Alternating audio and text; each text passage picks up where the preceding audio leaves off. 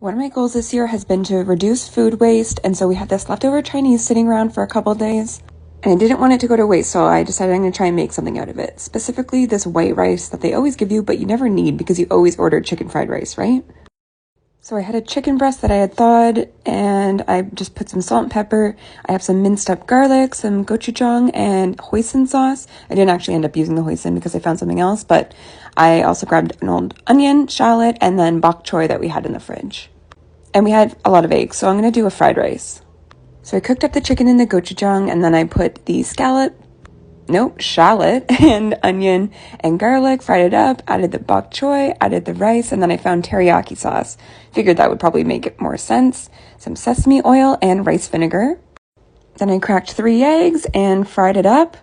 And this turned out great, honestly. I got 3 meals out of it, and I didn't end up having to throw things out. And another thing I did was make a garlic toast with a cauliflower pizza crust that we had that we weren't going to use. Follow for more.